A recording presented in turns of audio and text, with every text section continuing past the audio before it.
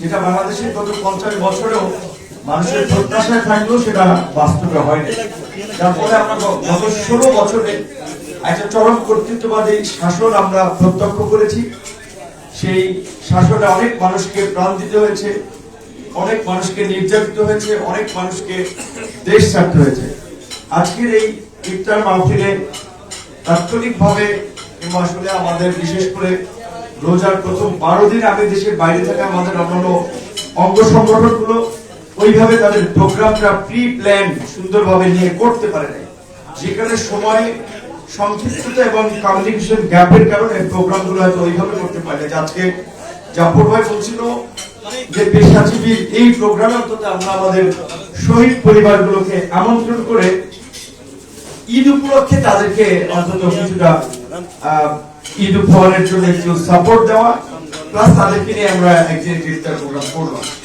সেটা স্বাভাবিকভাবে এখন শেষ সময় যারা চাকরি বাকরি করে ছুটি মেলানো মুশকিল, কিংবা শেষ দিকে সবার বাংলাদেশের যে আবহমান কালের একটা ঐতিহ্য ঈদের সময় যার যার সামর্থ্য অনুযায়ী আত্মীয় স্বজনকে কিছু দেওয়া, বিভিন্ন ধরনের একটা ফ্যামিলি ম্যানেজমেন্ট থাকে। সেই কারণে হয়তো সবার আশা বা ঢাকার বাইরে থেকে আসা, আবার আসার পরে যাওয়া, টিকিট মেলানো আরো ডিফিকাল্ট হচ্ছে। সেই জায়গা থেকে তো সবাই শর্ট নোটিসে উপস্থিত হতে পারে নাই, কয়েকজন উপস্থিত হয়েছে, তাদেরকে আমরা ঈদ উপহার হিসেবে কিছুটা আমরা আমাদের পক্ষ থেকে তাদের জন্য শুভেচ্ছা উপহার আমরা দিয়েছি।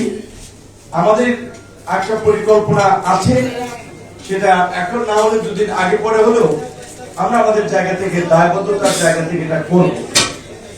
সারা বাংলাদেশের মানুষই আমাদের ডাকে উদ্বুদ্ধ হয়ে রাজপথে অন্তত দীর্ঘ 7-8 বছরের লড়াই করেছে। বাংলাদেশের এই 1.5 দশকের ফ্যাসিবাদের আমলে 2018 সালের পরে বিশেষ করে মানুষ এক প্রকারের হাল ছেড়ে দিয়েছিল জাতীয় নির্বাচনের পরে, যেটা রাজনৈতিক দলগুলোর কম্প্রোমাইজে চলে গেছে 5-7টা সিটের দিকে। এই দেশে শেখ হাসিনার জীবদশায় বোধহয় আর পরিবর্তন হবে। সেখানে আমরা যখন ক্রমাগত এই ফ্যাসিবাদের বিরুদ্ধে একটা পরিবর্তনের লড়াই মানুষকে আহ্বান জানিয়েছি এবং আমরা রাজপথে নেমেছি, সেই লড়াই করতে গিয়ে আমরা অনেক ধরনের প্রতিবন্ধকতা সত্ত্বেও আমরা সেটা অব্যাহত রেখেছি। এটা মানুষকে এনকারেজ করেছে, এটা মানুষকে উৎসাহিত করেছে, মানুষের মনে আশার সঞ্চার করেছে। যেমনটি আমাদের বিশেষ করে একেবারে বলতে গেলে যে আন্দোলন সংগ্রামে এই শ্রেণীর মানুষের উপস্থিতি কম, সে ধরনের এলিট কিছু লোকজন বলেছে, ভাই আপনি যে রিমান্ডের মধ্যে থেকেও বলেছিলেন যে 90% শেষ, 10% ধাক্কা দিতে হবে। এই কথা শুনে আমার মেয়েরা, আমার ছেলে মেয়ে অস্ট্রেলিয়া পড়ে, ওরা ইউকেতে পড়ে, ওরা আন্দোলন সংগ্রামের লোক না, কিন্তু তারা বলেছে বাবা পতন হয়ে গেছে, আর একটু বাকি আছে, আমরা এই সময় রাস্তায় নামবো। তো তারা রাস্তায় নেমেছে। তো এই ধরনের অনেক মানুষ শুধুমাত্র এই জুলাই না, এই 2018 সালে কোটা সংস্কার আন্দোলনের পর, আমাদের উত্থানের পর আমরা তো কখনো কম্প্রোমাইজ করে নেই। আমরা একটা ধারাবাহিক ভাবেই গণতান্ত্রিক লড়াই সংগ্রাম এবং মানুষের অধিকার আদায়ের জন্য রাজপথে আমাদের প্রচেষ্টা চালিয়ে গেছি। বিভিন্ন ভাবে মানুষ এটাতে উৎসাহিত হয়ে রাস্তায় নেমেছে। তারা অনেকে গ্রেপ্তার হয়েছে, অনেকে হামলার শিকার হয়েছে, অনেকে লাঞ্ছিত হয়েছে, অনেকে আর্থিকভাবে ক্ষতিগ্রস্ত হয়েছে। তারা অনেকেই নিজের প্রচেষ্টায় বিভিন্ন ভাবে কাটিয়ে উঠছেন এবং এই জুলাই গণ অভ্যুত্থানে যারা আহত হয়েছে, স্বাভাবিকভাবেই আমরা আন্দোলনটা শুরু করেছিলাম বিদায়, এই বিদ্রোহের এই বিপ্লবের বীজটা বপন করেছি বিদায় এই গণ অভ্যুত্থানটা হয়েছে।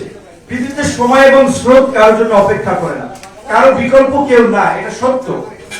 কিন্তু এটাও একটা বাস্তবতা, কিছু মানুষের দ্বারা, কিছু সংগঠনের দ্বারা, কিছু ব্যক্তির দ্বারা সমাজের একটা বৃহৎ পরিবর্তন হয়। আমরা সেই পরিবর্তনের চেষ্টাটা করেছিলাম বিধায় হয়তো পরিবর্তনটা 24 হয়েছে। আদারওয়াইজ হয়তো আমরা চেষ্টা না করলে পরিবর্তনটা হয়তো আর পরে হতো, কিন্তু পরিবর্তনটা হতো। টুডে আর টুমরো পরিবর্তনটা হতো। পরিবর্তন একটা বিশ্বের নেচার, পরিবর্তনটা হতো, যে আমরা সেটা এগিয়ে এনেছি। তো এই যে আমাদের কন্ট্রিবিউশন, এই যে আমাদের স্যাক্রিফাইস, এতে যে কমিটেড ভাবে ডেডিকেশন নিয়ে যে একটা টিম কাজ করেছে সারা বাংলাদেশের ছাত্র, যুব, শ্রমিক গণ অধিকার পরিষদের, সেই সমস্ত সহযোদ্ধাদের পাশে দাঁড়ানোটা আমাদের প্রথম দায়িত্ব আমরা মনে করি। এই লোকগুলোই কিন্তু এই আলোটা ছড়িয়ে দেওয়ার জন্য, যদি বিদ্যুতের লাইন দেওয়ার মতো তার বিভিন্ন জায়গায় টেনে দিয়েছে, তারপরে এক জায়গা থেকে সুইচ করেছে, আলো সব জায়গায় ছড়িয়ে পড়েছে।